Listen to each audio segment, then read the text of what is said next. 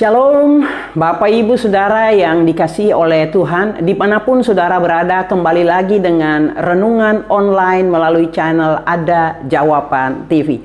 Hari ini kita akan berbicara tentang sebuah tema yang saya berikan, siapa takut?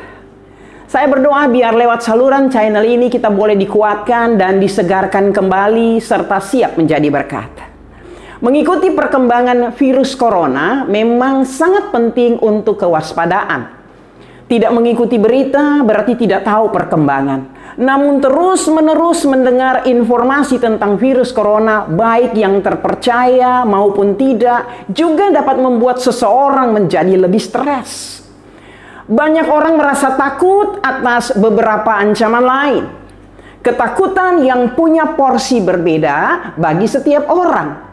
Contohnya kepala keluarga yang takut karena harus memenuhi keperluan keluarganya, istri yang takut untuk lebih cerdik mengatur hidup keluarga dalam mempergunakan keuangan, pengusaha yang takut karena perusahaan harus tutup sampai waktu yang ditentukan, karyawan yang takut karena di PHK, orang-orang kecil yang takut karena tidak ada pemasukan dari usaha harian mereka. Dan masih ada banyak lagi ketakutan dari banyak orang yang tidak disebutkan di sini. Setiap hari kita dihadapkan dengan segala macam alasan untuk merasa tertekan dan menjadi takut. Daftar ketakutan menjadi sangat panjang.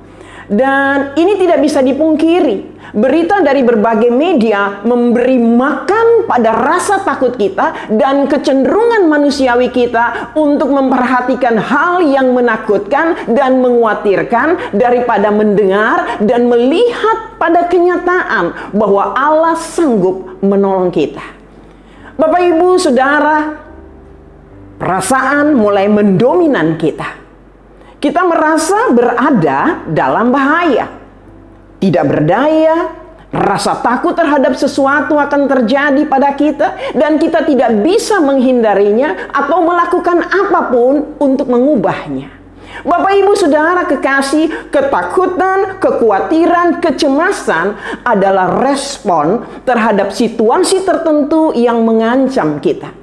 Ketika kita berpikir tentang sesuatu yang tidak menyenangkan yang akan terjadi karena adanya ketidakpastian di masa mendatang, kita berpikir bahwa sesuatu yang buruk akan terjadi, maka kita lalu dicekam oleh kecemasan dan ketakutan. Tunggu dulu, saya melihat arti kata cemas di Kamus Besar Bahasa Indonesia. Kecemasan itu sama dengan tidak tentram hati, atau tidak tentram hati karena khawatir, takut, atau gelisah.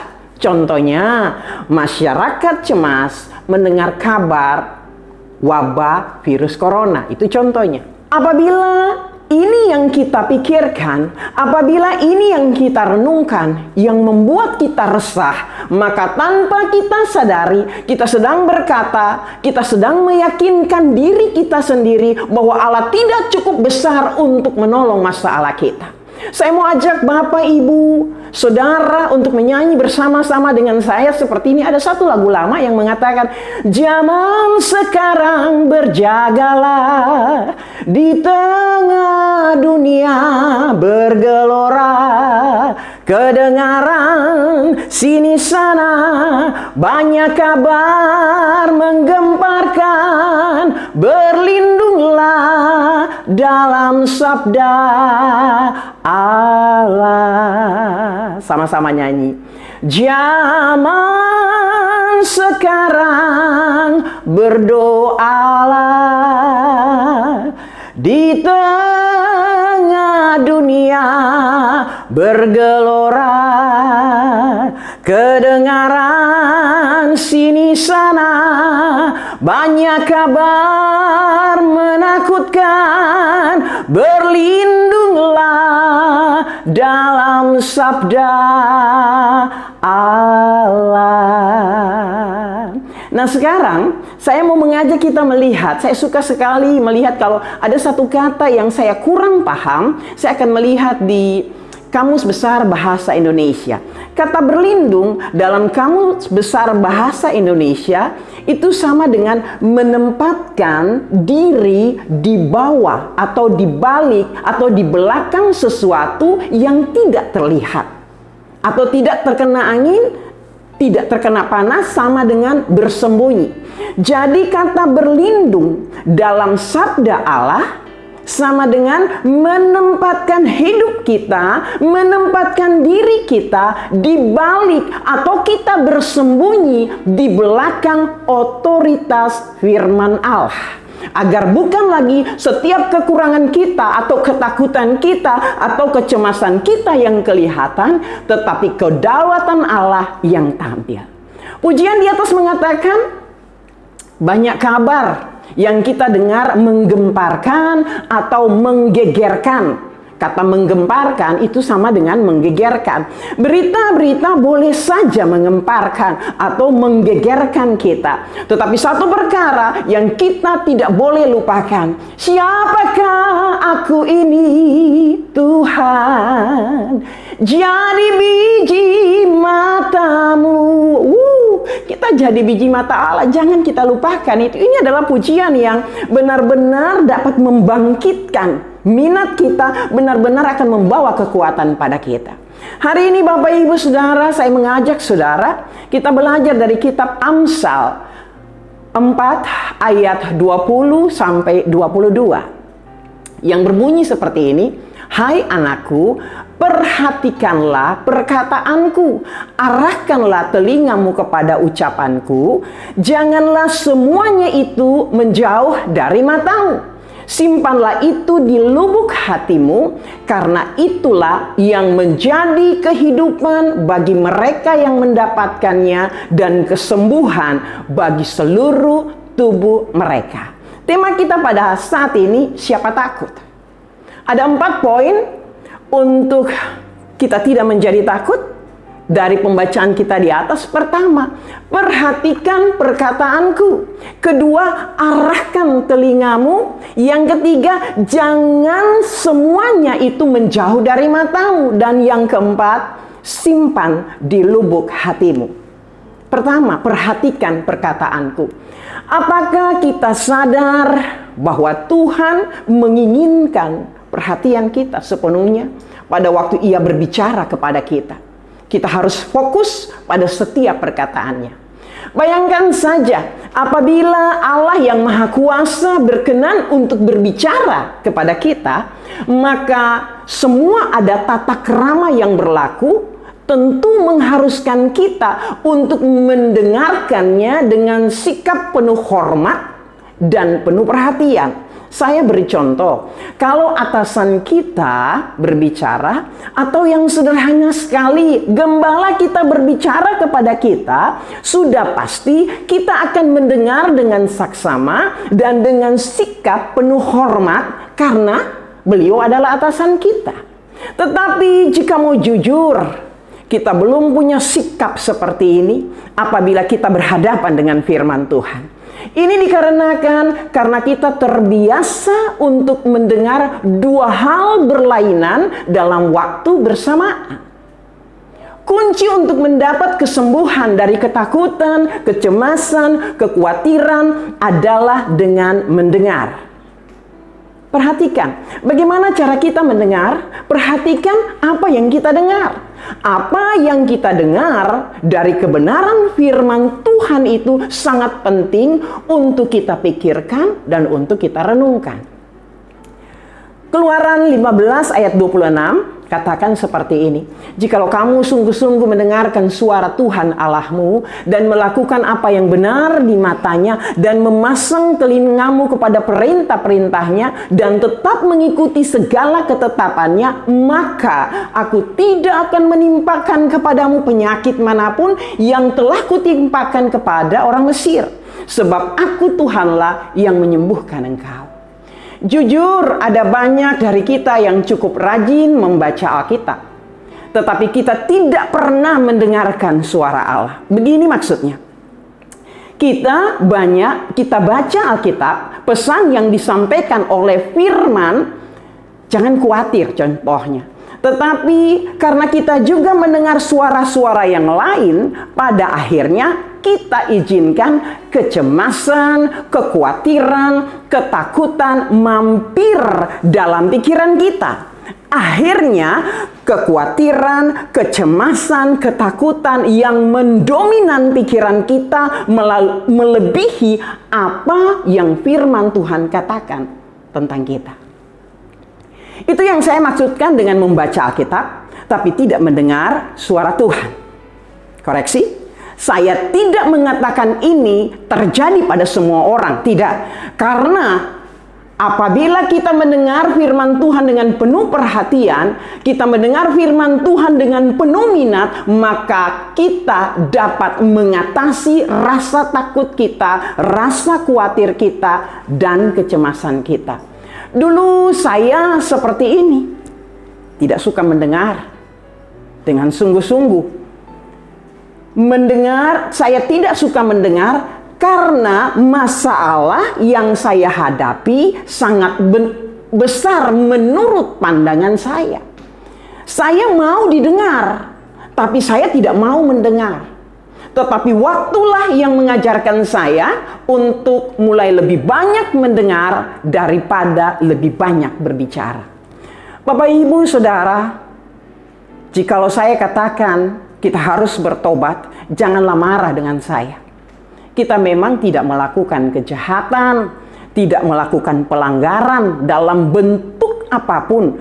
Kita mengasihi Tuhan dan firman-Nya. Tetapi kita harus bertobat dan kembali kepada Kristus pada saat kita mulai meragukan firman-Nya, tidak percaya kepada firman-Nya di tengah situasi keadaan seperti sekarang ini.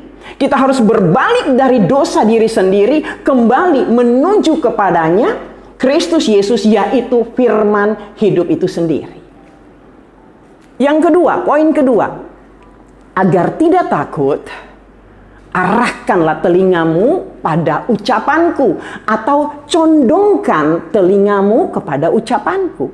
Arahkanlah telingamu.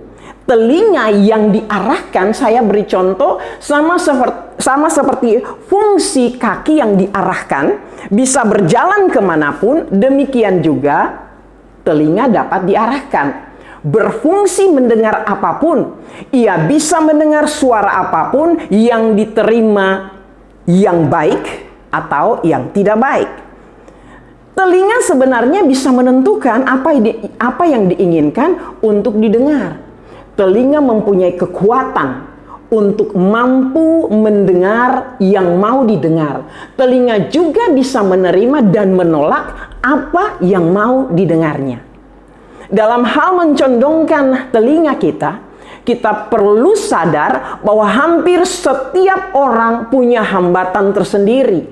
Tentu dalam pikirannya pada waktu mereka membaca firman Tuhan.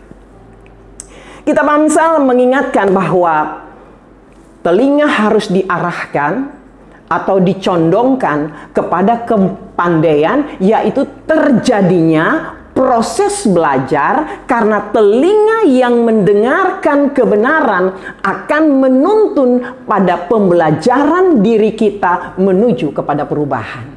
Ini namanya telinga yang mau menunjang proses pembelajaran. Arahkan telinga kita atau condongkan telinga kita dan dengarkan Dia mengatakan betapa Dia sungguh-sungguh menolong kita. Mazmur 14 ayat 8 mengatakan, pertolongan kita adalah dalam nama Tuhan yang menjadikan langit dan bumi. Kalau kita tidak mencondongkan telinga kita, kita tidak akan pernah tahu. Untuk poin yang ketiga, membuat kita tidak menjadi takut, jangan semuanya ini menjauh dari matamu. Yang dimaksud dengan semuanya ini adalah perkataan-perkataan dan ucapan-ucapan Allah, yaitu firman Tuhan. Jangan biarkan menjauh dari kita. Bagaimana firman Tuhan menjauh dari kita? Itu akan nampak dari kekhawatiran, dari kecemasan, dari ketakutan yang kita bicarakan dan kita pikirkan. Kalau hal apa saja yang kita pikirkan sehingga membuat kita takut, khawatir, cemas, maka dengan sendirinya kita biarkan firman menjauh dari kita. Selalu akan terjadi kekaburan atau rabun dalam pandangan kita Bapak Ibu mengenai hal-hal rohani yang sesungguhnya adalah nyata. Mazmur 119 ayat 105 katakan, firman-Mu pelita bagi kakiku, terang bagi jalanku. Mestinya kita berdoa seperti Efesus 1 ayat 17 dan 18 katakan.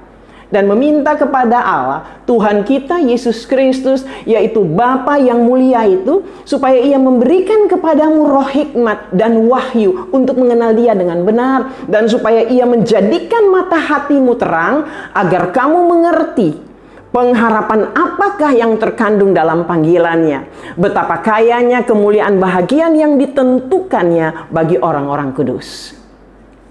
Bapak Ibu Saudara sekalian, firman Tuhan hanya dapat bekerja di dalam hati kita, di dalam hidup kita, sejauh kita menyambut dan menerimanya.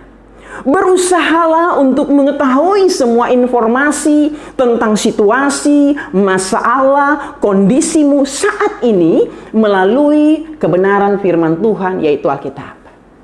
Di atas dalam poin kedua, saya kutip Mazmur 14 ayat 8. Pertolongan kita adalah dalam nama Tuhan yang menjadikan langit dan bumi. Kalau kita sadar, pertolongan kita datangnya dari Tuhan, berarti respon kita adalah mengembalikan kepadanya firman-Nya. Kita akan mulai memperkatakan apa yang firman Allah katakan, lalu kita akan mulai bersyukur atas kebenaran itu. Mazmur 18 ayat 50 katakan seperti ini. Sebab itu aku mau menyanyikan syukur bagimu. Tuhanlah yang mempunyai bumi serta langit serta isinya, dan dunia serta yang diam di dalamnya. Segala jalan Tuhan adalah kasih setia dan kebenaran. Mazmur 25 ayat 10. Sesungguhnya aku percaya dan aku akan melihat kemuliaan Allah. Mazmur 136 katakan, sebab Tuhan baik, bahwasanya untuk selamanya kasih setianya, nyanyikanlah kebaikan Tuhan. Firman yang kita tahu, itu yang kita kembalikan. Firman yang kita tahu, itu yang kita nyanyikan. Bersyukurlah kepada Tuhan, sebab Ia baik, sebab Ia baik, bahwasanya untuk selamanya kasih setianya, kasih setianya. Nyanyikan kebaikan Tuhan. Amin. Poin keempat, saudara, poin yang terakhir. Untuk tidak menjadi takut, simpanlah itu di lubuk hatimu. Kata simpan itu sama dengan harus dijaga dengan baik. Karena ada potensi akan dicuri. Sesuatu yang akan dicuri adalah sesuatu yang berharga atau yang punya nilai. Contoh nih, kita ibu-ibu punya kalung emas atau berlian, kita akan menyimpannya dengan sangat hati-hati sekali karena takut hilang. Atau bapak-bapak yang punya BPKB mobil atau sertifikat rumah akan juga dijaga dengan sangat baik karena takut hilang atau dicuri. Jadi firman itu harus dijaga, jangan sampai dicuri oleh musuh. Pencuri datang untuk mencuri, membunuh, membinasakan. Yang musuh ingin curi dari kita adalah firman Tuhan. Jikalau firman dicuri dari kita, saya pinjam kata-kata anak-anak milenial, kelar deh hidup lo. Umatku binasa karena tidak mengenal Allah. Kata lubuk hati, itu berarti di tengah-tengah hati, di pusat kehidupanmu. Hal ini bukan harus menjadi teori, tetapi haruslah menjadi sesuatu yang nyata. Kita harus mengerti prinsip, melihat dengan jelas, dan mendengar dengan saksama. Itulah cara kita menyimpan firman, agar firman ini tidak dicuri oleh musuh kita. Ibrani 4 ayat 12 katakan seperti ini, sebab firman Allah hidup kuat dan lebih tajam daripada pedang bermata dua manapun. Ia menusuk amat dalam sampai memisahkan jiwa dan roh, sendi-sendi dan sumsum. Ia sanggup membedakan pertimbangan dan pikiran hati kita. Firman Allah menembus segala-galanya. Ia mampu menembus hal-hal yang tidak bisa ditembus oleh hal-hal lain. Allah Bapa memanggil kita untuk memperhatikan perkataannya, mengarahkan telinga kita kepada ucapannya, dan menyimpan perkataannya di lubuk hati kita. Firman Allah yang kita dengar dan kita simpan dalam hati dan yang menjadi perenungan kita akan menghasilkan buah yang baik dan akan menghasilkan hidup berkelimpahan, tepat seperti yang Allah inginkan agar dimiliki oleh kita. Saya tutup dengan mengajak Bapak Ibu untuk menyanyikan pujian ini bersama saya. Ku renungkan firman-Mu siang dan malam, ku pegang perintah-Mu dan ku lakukan. Engkau tahu ya Tuhan, tujuan hidupku hanyalah untuk menyenangkan hati-Mu. Baiklah Bapak Ibu Saudara sekalian, dengan merenungkan firman Tuhan siang dan malam, berpegang kepada perintah Tuhan dan melakukannya, saat itu kita menyenangkan hati Tuhan. Tuhan Yesus memberkati kita semua. Saya berdoa dimanapun saudara berada, kasih karunia Allah, damai sejahtera yang melampaui akal dan pemikiran kita, menjadi bahagian kita semua. Haleluya, amin.